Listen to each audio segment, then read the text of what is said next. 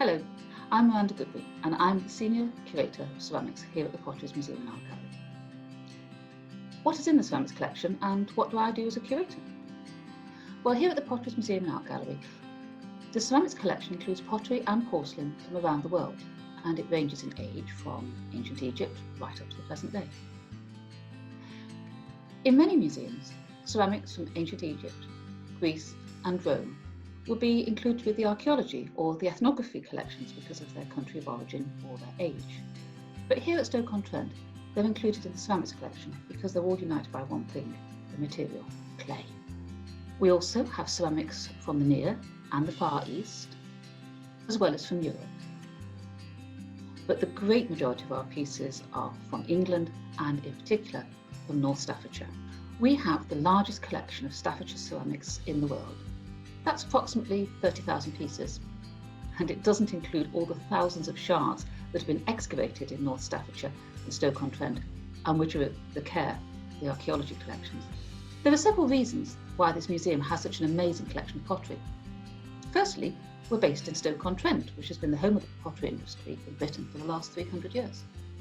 And secondly, there have been museums in Stoke-on-Trent for nearly 200 years, and you can do a lot of collecting in that time. Many of the Victorian pottery manufacturers were also big collectors of pottery. People such as Thomas Twyford, who owned the largest sanitary ware manufactory in the world at the time, bequeathed his collection to what was then the Hanley Museum. And that's where some of the key pieces that we have from the 17th and the 18th century came from. Thomas Hume, another Victorian pottery manufacturer, perhaps rather less well known than Thomas Twyford, but he was responsible for the founding of the Wedgwood Memorial Institute in Burslem, and he gave his collection of 17th and 18th century pottery during his lifetime. The Minton family of Stoke-on-Trent gave examples of their modern productions in the 19th century, and those pieces are now over 150 years old. And there are many other instances.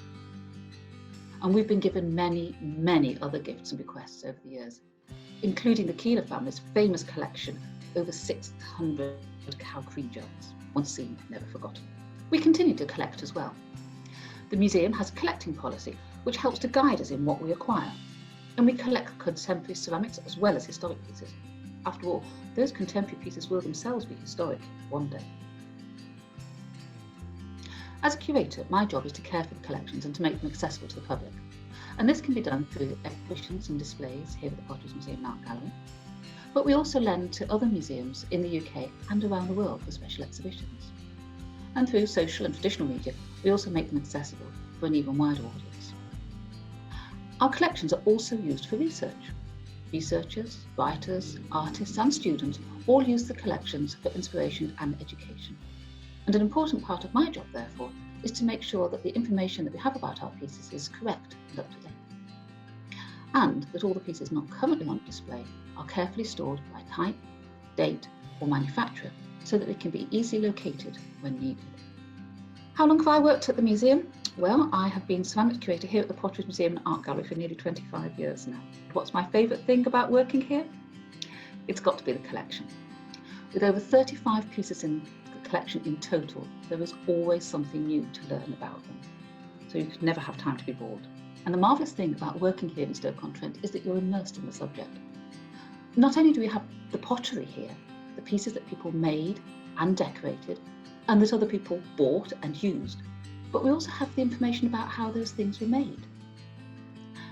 The archaeology of Stoke-on-Trent, for example, is the archaeology of the pottery industry, and it's primary evidence for how things were made, the technology that was used, and the things that went wrong in making pottery 100, 200, 300 years ago. We also have masses of documentary and photographic evidence for the pottery industry, with factory records, pattern books, trade catalogues, etc. And when you put all those things together, you can get a real sense of the importance of the pottery industry in Stoke-on-Trent. It wasn't just about pretty pots. It was about technological innovation, design, marketing, social and economic change, people's lives and their livelihoods, and pretty pots. Now for some questions that have been sent in by Facebook.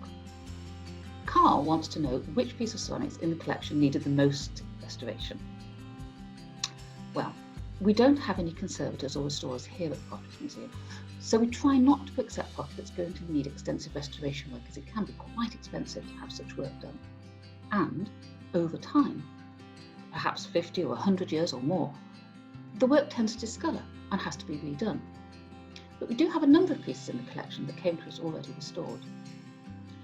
And this 17th century slipware dish that was given to us in 1944 is probably the most heavily restored piece that we have. It depicts a man smoking a pipe. It has the name Thomas Toft on the rim and the inscription, "Smoke your nose." This dish was badly broken and restored before it was given to the museum, and the restoration is so extensive that we can't be sure which elements of the design are original and which are not.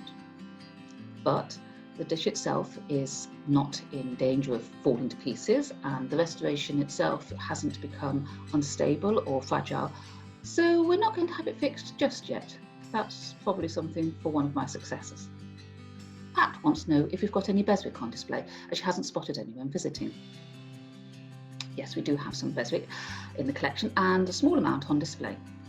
At present, this cruet set with circus horses on it is in the 1950s case in the main gallery, and we have more pieces that aren't currently on show, including some of the animal figures that Beswick is famous for. The problem is that although we have over 5,000 pieces on display in the main ceramics gallery, we don't have the space to show everything that we have. So our temporary exhibitions are a good opportunity for us to bring out pieces that aren't usually on show. We also use our social media posts, blog, Twitter and Facebook to highlight some of the treasures in store.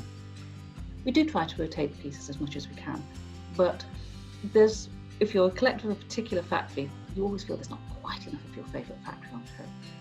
And finally, Gary wants to know what is my favourite museum object. It's impossible to say, I'm afraid. It changes according to what I'm working on at the time. But I do have some favourites. The rolled clay figures made in the 1930s by William Rusco and the students at the Bursum School of Art are some of them, because they're incredibly engaging and charming because of their simplicity. They're made without any modelling, simply rolling the clay and forming it into little figure groups, very much as we did as children with plasticine. The green tea teapot that we have, that was made at William Greatbatch's factory in the 1770s, is a favourite of mine, not simply because we have the excavated material from his factory site at Fenton, here in the archaeology collections, but because whoever it was did the inscription on the side of the teapot and the phrase green tea was almost certainly illiterate. Each E in the phrase has been drawn in a different way, and that's not something that you would ever do if you could write. And another group of works that I find particularly engaging are the tools that we have, the workman's tools for making and shaping pottery. Throwers and plate makers' tools were designed for use, not to be decorative.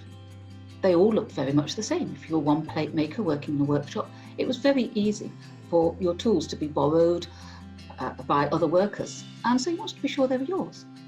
People tended to inscribe them with their name, very often the date that they were made. And in many cases, that's the only record that we have of the potters' working lives. The only record that they have left that we can identify with them. And when you hold those tools in your hand, you can't help but wonder who these men worked for, what their lives were like, and whether we've got any of their pots in this museum.